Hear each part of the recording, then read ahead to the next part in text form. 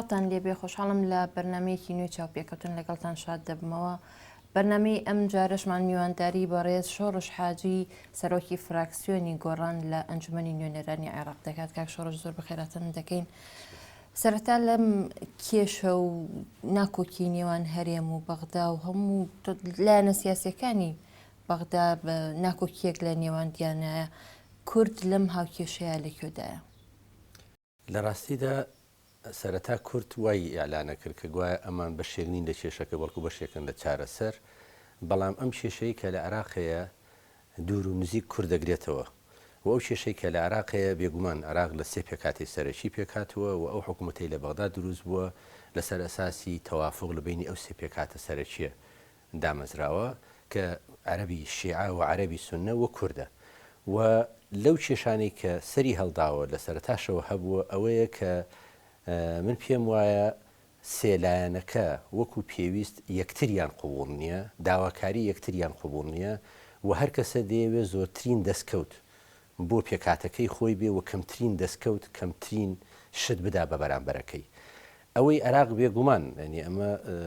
جزوری تاریخی کۆنی هەیە هەر لە سەرەتای دروستبوونی دەوڵەتی عێراقەوە کە بە زۆر ئەو سێ پێکاتە بەیەکەوە لێکێنراون بۆ ئەوی دەوڵەتی عێراقی لێ دروست بکرێ. خۆ دەزانی ینی ماوەی زیاتر لە 80 ساڵ عێراق لە ژێردەستی عەرەبی سوننەدا بووە و عەرەبی سوننە هەوڵی داوە هەویەیەک بدا بە عێراق، هەویەی عەرەبی و لە ناو عەرەبیشا هەویەی عەرەبی سوننە بدا بە عێراق. لە ماوەی ئەو 80 ساڵی ڕابردوو بێگومان هەر ڕژێمەوە هەر جەماعەتە بە دەرەجەی جیاجیا هەوڵیان داوە کە دوو پێکاتەکەی تر لە عێراق کە کورد و عەرەبی شیعەیە بیچەوسێنەوە و کەمترین دەستکەوتیان بدەنێ و کەمترین قازانج لەم دەوڵەتەدا بکەن و کەمترین بەشداریان هەبێ لە دروستکردنی بڕیار و لە بەڕێوەبردننی ئەو دەوڵەتەی کە ناوی عێراقا. ئێستا لە دوای ڕوخانی سەدام ئەم شێوە دیموکراتی کە لە عێراق هاتوۆتە کایە و لە دوای دروست نووسینەوەی دەستور کە عێراق بە عێراقێکی فیدرالی دیموکراتی ناونراوە و لە دەستور تا ئەندازەیەکی زۆر مافی هەر سێ پێکاتەکە و مافی کەمنەتەوایەتیەکان دابین کراوە و دەستەبەر کراوە. ئێستا شیعەکان بڵێن پێکاتەی عەرەبی شیعە لە عێراق دائیم بیر لە ئەو 80 ساڵی ڕابردوو دەکاتەوە کە چەساوە و ژێردەستە بووە ئەوێ بە شێوەیەک دەسەڵات لە عێراق بگرێتە دەست لە هەموو تۆڵە بکاتەوە یان تەنها دەسەڵات.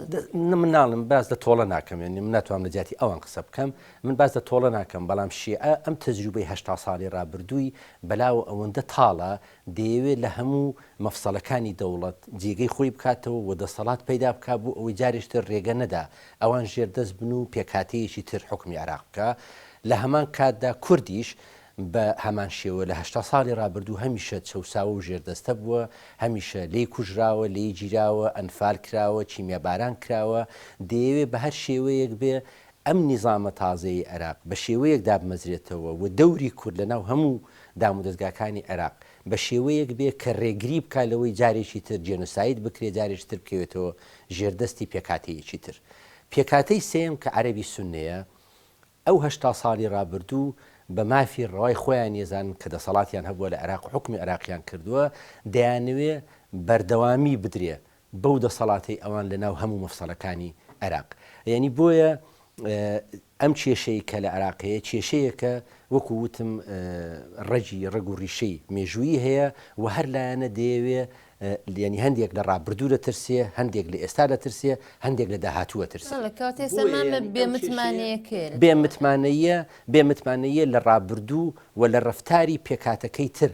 لە بەرامبەر پێکاتەکەی خۆی لە چەند ساڵی ڕابردوو و ئێستا نەگەیشتونەتە ئەو قەناعەتەی کە ئەم سێ پێکاتەیە لە عێراقێکی فیدرال دەبێ یەکتر قوبوڵ بکەن و ئەوانە دوژمنی یەکتر نین بەڵکو ڕکابەری یەکترن و هەمویان مافیان لە دەستور دەستەبەر کراوە، دابین کراوە دەبێ مافەکانی خۆیان پیادە بکەن. یان یەگەر بەس لە ڕێکەوتن نامەکان بکەین، بۆچی هیچ ڕێکەوتن نامەیەک تا ئێستا نەیتوانیوە ئەم کێشانە چارەسەر بکات؟ یعنی مەگە لە 2023ەوە سەیری بارودۆخی عێراق بکەین لە بدایەتەوە کە لە سەر بنەمای تەوافق هەموو مؤسسەکان دامەزرانەوە، هەموو یعنی هەر لە ئەنجومەنی حکووم هەتاکو ئێستاشی لەگەڵا بێ کە حکوومەتەکەی مالیکیە یعنی بنەمایەکیان دانا کە ئەبێت تەوافقێکی سیاسی بێ، بەڵام لە نێوان ئەم تەوافقە سیاسی ڕێکەوتن نامەکان وەلان نران، یعنی ئیلتیزامی پێوە نەکرات. ئەمە هۆکارەکە ئەمە وەکو وتم یەکیشانەوەیە کە هەمویان ینی هەر پێکاتە دەیەوێت زۆرترین مافی خۆی لەناو ئەو دەوڵەتی عراق دەستە بەرکە و جێگەی خۆی بکاتەوە ئەوی تریژەوەیە بەڕاستی تا ئێستا میکانیزمێک بڵێن ئالیەتێکدانراوە بۆ بە دوواداچوون و جێبەجێکردنی ئەو ڕێکەوتە نامانی کە واژۆی لەسەر کراوە ئەو ڕێکەوتە نامانی کە لە نێوان پێکاتەکان دەستە بەرکراوە و ئیمزا کراوە مەسەن هەر بۆ نمونە لە دەستوری عراق کە دەستورێک ئێمە پێمان وایە تا ئێستاش لە ماوەی چەند لەوەتەی دروست دەوڵەتی عراق دروست بووە باشترین شتی نووسراوە کە مافەکانی گەلی کوردی دەستەبەر کردووە بەڵام لە یادن نەچێت کە لە ناو خودی دەستور چەندین مادەی دەستوری هەیە کە لە کاتی نووسینەوەی دەستوریش سەرڕای ئەوەی کە ئەو کاتە پێگەی کورد لە عراق بەهێز بوو و هەر بڵین سونە بە ئەندازەیەکی کەمتر بەشداریان لە نووسینەوەی دەستور کرد و شیعەکانی ژەو کاتە پێکاتەی شیعە زۆر پشتیوانی لە داواکاریەکانی کورد دەکرد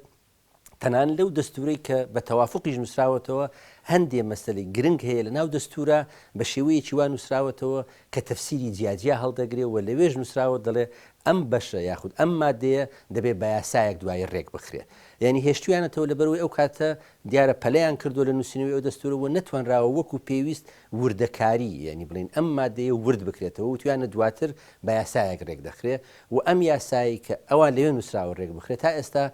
لە دوای ڕوخانی عێراق و لە دوای هەڵبژاردننی 2005ەوە ئەو تەوافقی کە وا بڕیار بوو بکرێت ئەو تەوافقە بە شێوەیەکی ڕێک و پێک ئەنجام نەدراوە تاکو هەر سێ پێکاتەکە لەسەر وردەکاری ئەو یاسایی کە پەیوەستە بەو مادە دەستوریەوە پێک بێن و یاسایەک دەربکەن کە مافی هەموو لایەنەکان دەستەبەر بکات ئەوەیە بەڕای من بەس لەم سێ پێکاتەیە ئەەکەین ئەگەر بەس لەوە بکەین کوتلەی عێراقیە تەمسیلی زیاتر سونەکانەکات کوتلەی عێراقیش ئەو گلیان هەیە کە بەشداریان پێ نەکراوە لە بڕیاری سیاسی لە عێراقدا ئایا کورتوانیوێتی شەریکێکی ڕاستەقینە بێت لە بڕیاری سیاسی ئەگەر ئەوان نەیانتوانی بێ کورتوانیوێتی ئەوە بکات یاخود کوردیش تەنها چەند پۆستێکی وەرگرتو و بڕیارە گرنگەکانی کە پەیوەندی بە عێراق و بە مستەقبەلی سیاسی عێراقەوە هەیە بەشداری تێ بڵێ بەڕای من کورد نەیتوانی وەکو پێویست لە ماوەی چەند ساڵی ڕابردوو بێ بە شەریکی ڕاستەقینە لە بەڕێوەبردننی دەوڵەتی عێراق ڕاستە پلە و پۆستمان وەرگرتووە پۆستی گرنگدراوە بە کورد لە بەغدا ڕاستە لە زۆر مەسلەی کە پەیوەندی بە پارە و پەیوەندی بە دەستکەوتی مادیەوەیە کورد بەشی دراوە لەو مەسلەیە ئەگەرچی هەندێک لە سەرکردەکانی کورد ئەوەشیان پێکەمە بەڵام من پێم وایە کە فعلەن کورد لەبەر نەبوونی بەرنامە لەبەر نەبوونی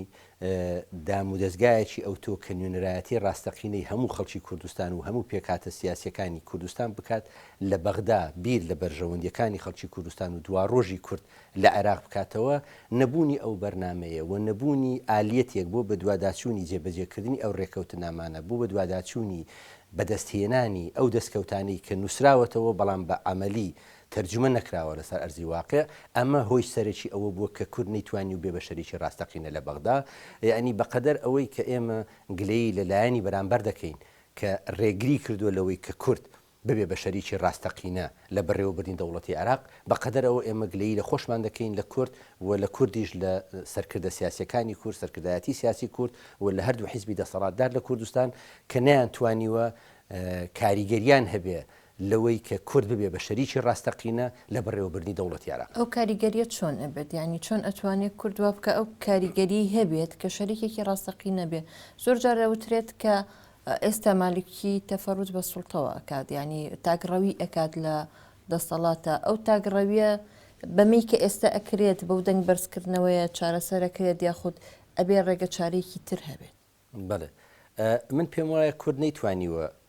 ببێ بە شەریکی ڕاستەقینە و یاخود ڕێگە دراوە لایەنێکی تر تەفەڕوت بە دەسەڵاتەوە بکە لەبەر ئەوە بۆ دووبارەیە یەکەمەوە کە کورد یەکەم لە بەغدا خیتابێکی سیاسی یەکگرتووی نەبووە و نەبوونی خیتابی سیاسی یەکگرتوو لە بەغدا ڕنگدانەوەی نەبوونی خیتابێکی سیاسی یەکگرتووە لە کوردستان و ئەو پەیوەندی لە نێوان هەرێمی کوردستان و بەغدا هەیە تاکو ئەم لەحزەیەش پەیوەندی حیزبیە پەیوەندیە لە نێوان دوو حیزبی دەسەڵاتدار لە کوردستان لەگەڵ ئەو حیزبانەی حاکمن یاخود ئەو حیزبانەی کە لە بەغدا دەسەڵاتیان هەیە لە حکوومەتدان ئەم پەیوەندیە نەگوازراوەتەوە بۆ پەیوەندیەکی نەتەوەیی نیشتیمانی لە بینی کورد وەکو پێکاتەیەکی سەرەکی لە عێراق لەگەڵ دوو پێکاتەکەی تر لە بەغدا کە ئێمە چوین تەنیا وەکو نوێنەرایەتی حیزب و ئەوەی کە لە بەرژەوەندی حیزبدا بووە ئەوەمان باس کردووە و ئەوەیان باس کردووە برادران کە ئەڵێم ئەوە بەبەستم کووردە و لەوێ ئەولەویاتی داواکاریەکانی کورد تەسنیف نەکراوە نەوتراوە کە بۆ کورد ئەمە خاڵی یەکەمە کە دەبێت ئێمە پێداگری لەسەر بکەین و بۆ ئەم خاڵە ئێمە دەبێت سەقفێکی زەمەنی لەگەڵ ئەو کەسەی کە لەگەڵی دەوڵەتمان حکومتمان دروست کردووە و بەڕێکەوتنامە لە بینی ئێمە ئەوان حکومت دروست کراوە پێیان بڵین خاڵی یەکەم کە لای ئێمە زۆر گرنگە دەبێت لە ماوەیەکی زەمەنی ئەوەندە مانگەیە ئەوەندە ساڵە جێبەجێ بکرێ خاڵی دووەمان ئەوەیە دەبێت لەوەندە لە ماوەیەکی ئەوەندە جێبەجێ بکرێ و بۆ جێبەجێکردنی ئەوەش مستەلزەماتی جێبەجێکردنی بەرنامەی بە دوواداچوونی جێبەجێکردنی ئەوەمان دانەناوە و نەوتراوە کە ئەمە بۆ کورد باشە جاری وا هەبووە مەسلەی زۆر گرنگ هەبووە بەسە هەر بۆ نمونە دەبێت هەموو جار باسی ئەوە بکەین کە مادەی 140 مادەیەکی دەستوریە و لە 4 ساڵی پێش ئەم دەورەی ئێستای حکوومەت و پەرلەمان باز لەوە دەکرا کە مادەی 140 سەقفی زەمەنی بۆ هەرسێ قۆناغەکە دیاری کردووە و دەبواە لە ماوەیەکی دیاریکراودا جێبەجێ بکرێت و تەواو بکرێت بەڵام لە لای سەرکردایەتی حیزبە سیاسیەکانی کوردستان دەسەڵاتدارانی کوردستان ڕەنگە ئەو مادەیە یا جێبەجێکردنی مادەی 140 لە ئەولەویاتی ئەوان نەبوو بێ وەرگرتنی پۆست و ئیمتیازات و مەکاسب لە بەغدا ڕەنگە لە ئەولەویاتی ئەوان بووە بۆیە تەنانەت بیریان لەوە نەدەکردەوە کە دەبێ ئەم مادە دەستوریە لەم وەختانی کە دیاری کراوە لەم فترەیە کە دیاری کراوە قۆناغی یەکەم تاوە بێ قۆناغی دووەم و قۆناغی سێم مستەلزەماتی جێبەجێکردنی دابین بکرێت لەگەڵ لایەنەکان قسە بکرێت بۆ ئەوی بڵێ ئێمە قۆناغی یەکەم لە ماوەی ئەوەندە دەبێ جێبەجێ بکرێت بادانیشین بزانین پێویستی جێبەجێکردنی ئەم قۆناغە چییە ئەگەر جێبەجێ نەکرا چی بکەین بۆ خاڵی دووەم چی بۆ قۆناغی دووەم چی بکەین بۆ قۆناغی سێم چی بکەین یعنی من پێم وایە نەبوونی بەرنمەیەکی داڕێژراو لە لێوە نەلاو لەلایەن کوردەوە بۆ بەغدا بۆ داواکاریەکانی خەڵکی کوردستان و نەبوونی میکانیزمێک بۆ بەدواداچوونی ئەو ڕێکەوتن نامانە و سەرکردایەتی سیاسی کورد بەداخەوە تا ئێستاش بە وعدی شەفەوی ڕازی بووین یعنی کە ڕێکەوتن نامەیەک دەکرێت وعدێک دەدرێت ئەو وعدە یان نەنووسراوەتەوە یا کە نووسراویشێتەوە لە پشتی دیوار و لە ناو ژوورێکی داخراوە بەس واژۆی لەسەر کراوە خەڵکی کوردستان و لایەنە سیاسەکانی تر نازانن ئەوەی کە ڕێککەوتون لەسەری چییە بۆ ئەوەی بەدواداچوونی بۆ بکرێت بۆ ئەوی بە خەڵک بڵین ئێمە لەگەڵ مەسەرەن دەوڵەتی یاسایە لەگەڵ تحالفی نیشتیمانی ئێمە پێکاتین بۆ ئەوی حکوومەتی عراقی دروست بکەین و ئەمە داواکاریەکانی ئێمەیە و مەرجی ئێمە بۆ ئەوەی کە ئێمە لەگەڵ یان حکوومەت دروست بکەین ئەمانی خوارەوەی ئەگەر ئەوانی ئێمە جێبەجێ نەکەن ئێمە چیەکەین شارنەوەی ئەم ڕێککەوتن نامانە بۆ چیە گەڕێتەوە یان ئەگەر دیقەت بین وەک باسەکەیت ینی هەموو ڕێککەوتن نامەکان هیچی بۆ ڕێی ئام ئاشکرا نەکراوە هەر لە ڕێککەوتن نامەکەی کە هەر چوار پارتە سەرەکیەکەی عێراق ئەو کات کە حزبی داوا و مەجلیسی ئاعلاوێکێتی و پارتی بە ئەنجامیاندا ڕێککەوتنێکیان کرد ئەو ڕێککەوتنەش ئاشکرا نەکرا ئەم ڕێککەوتنی هەولێر بۆ دروستبوونی حکوومەت هەر ئاشکرا نەکرات یعنی ئاشکرا نەکردن هۆکارەکەی چییە ئەمە کللتورێکە لە لای ئەم لایەنە سیاسیانە کە نابێ خەڵک بزانێت چی ئەەکەن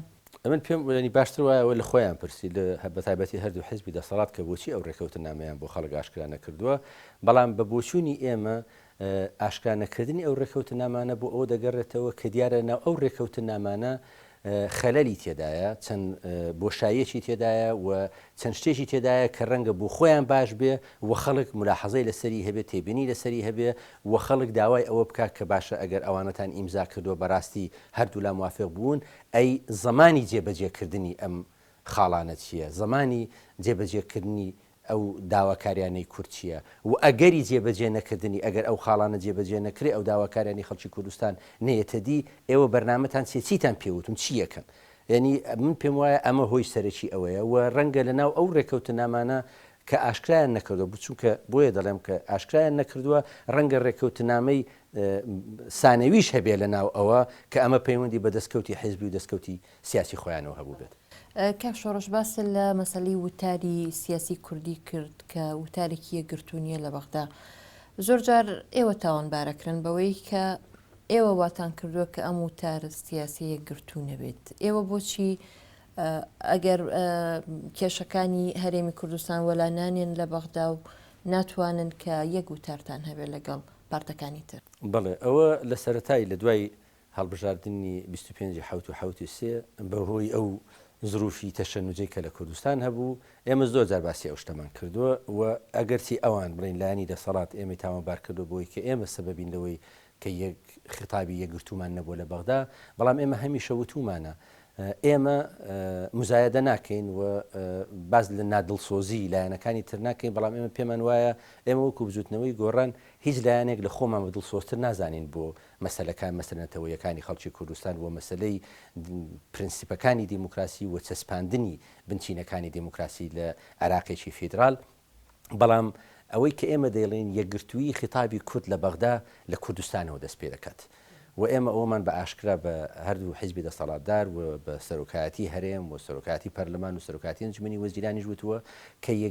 خطابی یەکگرتوو لە بەغدا لە کوردستانەوە دەست پێ دەکات دەبێت لە کوردستان هەلومەرجێکی وا بڕەخسێ هەلومەرجێکی وا بێتە کایەوە کە تۆ بتوانی لە بەغدا خطابێکی یەکگرتووت هەبێ و بەرنامەیەکی یەکگرتووت هەبێ بۆ بەدواداچوون لەسەر داواکاریەکانی خەڵکی کوردستان ئێمە نەمان شارۆتەوە زۆر بە ئاشکرا وتومانە و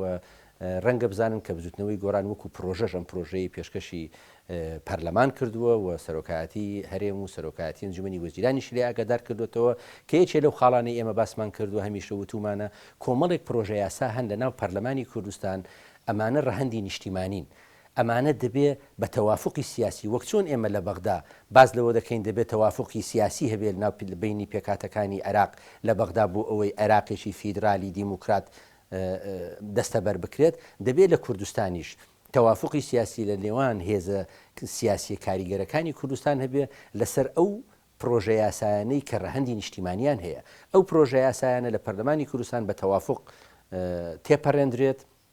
هەیئەتێک دروست بکرێت لە کوردستان بۆ دانوستاندن لەگەڵ بەغدا نەک وەک ئەوەی هەر ڕۆژە یەکێک ببێ بە سەرۆکی وەفدی دانوستاندن لە یەکێ لە حیزبەکانەوە بچێ بۆ بەغدا و دوای چەند ڕۆژێک بگەڕێتەوە بە لاپەڕەیەکەوە و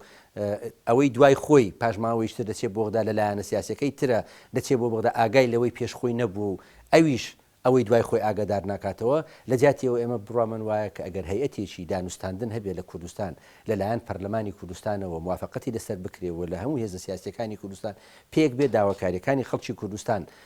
دیاری بکرێن ئەولەویاتی داواکاریەکان تەصنیف بکرێن و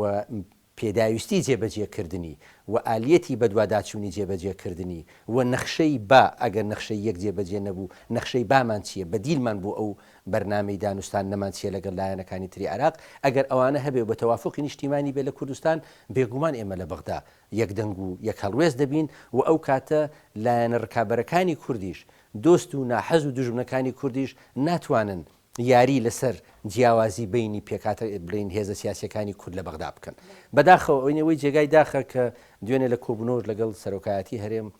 دیسان ئەو مۆزوع ئەباس کرا تەنانەت هەردوو حیزبی دەسەڵاتدار کە بەناو ئێتیفاقی استراتیجیشان هەیە ئەو ماوەی ئاگاتان لێ بوو لەسەر ئەو کێشانەی نێوان هەرێم و بەغدا تەسریحاتەکانی ئەوانیش هەریەکە لە ئاوازێگەی خوێند و تەسریحاتەکانی ئەوانیش وەک یەک نەبوو یعنی ئەم بڵێن یەکگرتووی خیتابی کوردیە تەنان لە بینی حیزبە هاوپەیمانەکانی کوردستانیش نەبووە چ جای لە نێوان ئەوان و ئێمە وەکو ئۆپۆزیسیۆن لە کوردستان و لە بەغدا وەک ینی جەنابەت لە بەغدایت و لەوێ دای متەواجدی ئایا ئەم یەک نەگرتنی وتاری کوردیە تا چەند کاریگەری سەلبی هەیە لەسەر وەزعی کورد لە بەغداد ئایا ئەوان ئەتوانن کە ئەم هەلانە بقۆزنەوە بۆ ئەوەی کە وەک کارتێک لە دژی کورد بەکاری بێنن ئەم یەک نەگرتنە بەڵێ من پێم وایە کە یەک نەبوونی خیتابی کوردی لە بەغدا و نەبوونی یەک هەڵوێستی لە کوردستانەوە بەرامبەر بە بەغدا بێگومان لایەنە ڕکابەرەکانی کورد لە بەغدا ئیستیفادە لەو نەبوونی یەک هەڵوێستیە دەکەن و ئەوەندەی پێیان بکرێت دەیانەوێت لایەنێک بەلای خۆیان ڕابچێشن و دژی لایەنەکەی تر بەکاری بێنن و دەیانەوێت وا نیشانی دنیا بدەن کە ئەم کێشەیە لە بینی هەرێمی کوردستان و خەڵکی کوردستان و بەغدا نییە بەڵکو لە نێوان حیزبێکی کوردستان و دەسەڵاتی بەغدایە یعنی بۆ قازانجی خەڵکی کوردستان بۆ خاتری خەڵکی کوردستان و بۆ خاتری خیتابی سیاسی حیزبە دەسەڵاتدارەکانی کوردستانیش پێویستە ئێمە لە بەغدا یەک خیتاب بین یەک هەڵوێز بین یەک دەنگ بین بەڵام دووبارەی دەکەمەوە یەک هەڵوێستی و یەک خیتابی و یەک دەنجیمان لە بەغدا لە کوردستانەوە دەست پێ دەکات و دەبێت لە کوردستان هەوڵی ئەوە بدرێت کە بەرنامەی چاکسازی ڕاستەقینە لە کوردستان بکرێت و ئەو پرۆژانەی کە معارەزە داوێتی بە دەسەڵات لە کوردستان ئەو پرۆژانە بەجددی وەربگیرێ و هەنگاو بۆ جێبەجێکردنیان دابنرێ و ئەو هەیەتانی کە شۆڕشە گەر ببووریت یعنی ئێوە ئۆپۆزیسیۆنن لە کوردستان بۆچی ئەتانەوێ دەسەڵات گوێ لە ئێوە بگرێت یعنی ئێوە بۆ کاری خۆتان ناکەن کاری ئۆپۆزیسیۆنی خۆتان ناکەن ڕکابەری ئەم دوو حیزبن تاکو لە هەڵبژاردنێکی تر ئێوە دەسەڵات بەدەستبێنن خەلەلەکانی ئەم دەسەڵاتە ئاشکرا بکەن بۆ خەڵک ئیتر ئەوان بۆ بە قسەی ئێوە بکەن بۆ خۆیان بەرنامەی خۆیان جێبەجێ نەکەن. ئەخر ئێمە ینی کە باز لە ئەو مۆزوعێکی گرنگە بەڕای ئێمە ئەگەر هاتبایە و کوردستان دەوڵەتێکی سربەخۆ بواە و تەنیا مشکلەمان شێوەی حکومرانی وایە لە کوردستان ئەو کاتە قسەکەی ئێوە ڕاستە دەبواە ئێمە ڕەخنە لە کارە خراپەکانیان بگرین و بەرنامەی بەدیلمان هەبێ بۆ بەرنامەی کاری ئەوان بۆ ئەوەی لە دەنگدانێکی تر ئەگەر دەنگدانەکە دیسان دەنگدانێکی پاک بێت دەنگدانێک بێت تەزویر و هەڕەشە و گوڕەشەی تێدا نەبێت ئەو کاتە ئێمە بڕوامان وا دەبێت کە دەسەڵات دەگرێنە دەست و ئەو بەرنامە سیاسی خۆمان جێبەجێ دەکەین بەڵام لەبەر ئەم هەلوو مەرجە تایبەتەی ئەمڕۆی خەڵکی کوردستانی عێراق تێدایەتی ئێمە دوو کێشەمان هەیە کێشەیەکمان هەیە لە شێوەی حکومڕانی لە کوردستان کە ئێمە ڕخنەمان لە دەسەڵات هەیە و بەرنامەی بەدیلمان هەیە بۆ شێوەی حکومڕانی لە کوردستان و کێشەیەکی ترمان هەیە تا ئێستاش پێمان وایە هەموو دەستکەوتەکانی خەڵکی کوردستان لە بەغدا دەستەبەر نەکرا و دابین نەکراوە یعنی بۆیە ئێمە دەمانەوێت لە دەسەڵات بگەێنین کە ئێمە دوژمنی ئەوانین ئێمە ڕکابەری ئەوانین و ئێمە لە بەغداش خاوەنی هەڵوێستی نەتەوەیی خۆمانین و خاوەنی هەڵوێستی نیشتیمانی خۆمانین و ئێمە لە بەغدا لە هەموو کێشانەی کە پەیوەندی بە دواڕۆژی کورد و دواڕۆژی خەڵکی کوردستان و خاچی کوردستانەوە بێ ئێمە لە بەغدا لە سەنگەری پێشەوە دەبین بەڵام ئێمە دەمانەوێت هەم لە کوردستان ئەم بەرنامەی بەدیلی حکم تەرح بکەین بەڵام لە هەمان کاتدا دەمانەوێت بۆ ئەوەی دەستکەوتەکانی خەڵکی کوردستان لە بەغدا زیاتر دەستەبەر بکرێ و باشتر بەدواداچوونی بۆ بکرێ پێویستمان بە شێوەیەک لە هەماهەنگی هەیە لەگەڵ دەسەڵات بۆ ئەوەی بتوانین لە بەغدا دەستکەوتەکانی خەڵکی کوردستان بەدەست بێنین وەک چۆن لە دەوڵەتانی دنیا مەستانم بۆ نمونە ئەگەر مەسئولێکی ئەمریکی کە دێ بۆ عێراق یا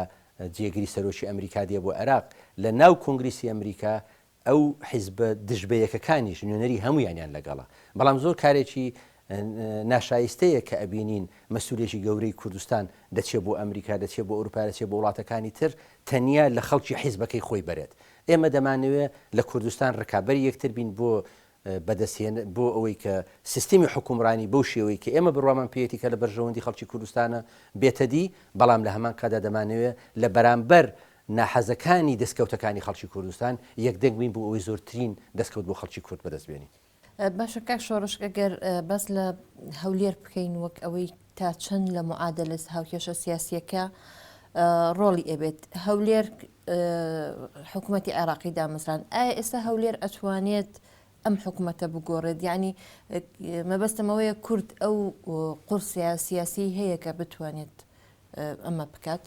گۆڕانکاری لە عێراقدا بکات لە ڕووی نەزاریەوە وەکو ئەوەی کە عێراق لە سێ پێکاتی سەرەکی پێکاتووە تا ئێستاش لە عێراق مەسەلەی حکوومە مەسەلەی زوربەی بڕیارەکان بە تەوافق دەکرێت یعنی وەک چۆن بڕیارێک لە ئەنجومەنی نوێنەران کە دەدرێ یعنی هەموو نوێنەرانی کورد بە معارەزە و بە دەسەڵاتیش 58 کوردین لەوێ ئەگەر بە زۆرینە و کەمینە بێ هیچ پرۆژە یاسایەک لە پەرلەمان تێناپەڕێنرێ بە داخوازەکانی خەڵکی کوردستانەوە بۆی کە کوردیش لەگەڵی یەک بێ دەبێت لەوێ تەوافق بکەین وەک چۆن ئەوە وایە پێمان وایە لە بەڕێوەبردننی دەوڵەت و دروستکردنی حکوومەتیش بە هەمان شێوەیە یعنی لە ڕووی نەزەریەوە بەڵێ کورد یەکێکە لە پێکاتە سەرەکیەکانی عێراق و بەبێی کورد لەم هەلومەرجە نە حکوومەت لە بەغدا دروست دەبێت و نە دەوڵەتی عێراقیش بەڕێوە دەچێت بەڵام ئایا دەسەڵاتی سیاسی کورد لە کوردستان و حیزبە دەسەڵاتدارەکانی کوردستان توانیویانە ئەم کارتە بەهێزەی کورد کە کورد یەکێکە لە پێکاتە سەرەکیەکانی عێراق ئەم کارتە بەکاربێنن لە دانوستانەکانیان لەگەڵ لایەنەکانی تری عێراق ئایا دەسەڵاتی سیاسی لە کوردستان و حیزبە دەسەڵاتدارەکان کە سەیری کێشەکانی کوردەکەن تەنیا کێشەی ئەوان لەسەر بڕیارێکە کە پەیوەندی بە بوجەوە بێ یا پەیوەندی بە هێزی پێشمەرگەوە بێ یا پەیوەندی بە نەوتەوە بێ یاخود ئەوان سەیری کێشەکانی کورد و داخوازەکانی خەڵکی کوردستانەکەن لەگەڵ دوو پێکاتەکەی تری عێراق کە لەگەڵ یەکێکیان ڕاستە ئێمە کێشەی دەسەڵاتمان هەیە و کێشەی شەراکەتمان هەیە لە بەڕێوەبردننی دەوڵەتی عێراق بەڵام لەگەڵ پێکاتەیەکی تریش کێشەی خاک و زەویمان هەیە دەکرێت ئێمە لەگەڵ ئەو لایەنی کە کێشەی دەسەڵاتمان لەگەڵی هەیە بە شێوەیەک کارتی فشار بە پشتیوانی لایەنەکەی تر بەکاربێنین بۆ ئەوەی شەراکەتی ڕاستەقینە لە عێراق دەستەبەر بکرێ و کورد شەریکی ڕاستەقینە بێت لە عێراق بەڵام لە هەمان کاتدا کە لەگەڵ ئەو پێکاتە کێشەی خاکوزەیمان نییە لەگەڵ ئەوان دەتوانین هەماهەنگیەک هاوپەیمانێکی تاکتیکی بکەین بۆ ئەوەی لەگەڵ لایەنەکەی تریش بتوانین کێشەی زەوی و خاکەکەمان لەگەڵیان یەکلا بکەینەوە یعنی من پێم وایە ئێمە نەمانتوانیوە داخوازیەکانی خەڵکی کوردستان دووبارەیەکەمەوە تەسنیف بکەین و کێشەکانمان لە کوردستان لەگەڵ پێکاتەکانی تری عێراق دیاریمان نەکردو کەواتە ئێمە کێشەمان هەیە لەگەڵ بەغدا یاخود ئەو کێشەیەکی ئێستا هەیە دروست کراوە دوای وچانێک وەڵامم بدەڕم ئەزیزان پاش وچانێک دەگەڕێنەوە وڵاتان بۆ تاواکردنی ئەم چاوپێکەوتنە.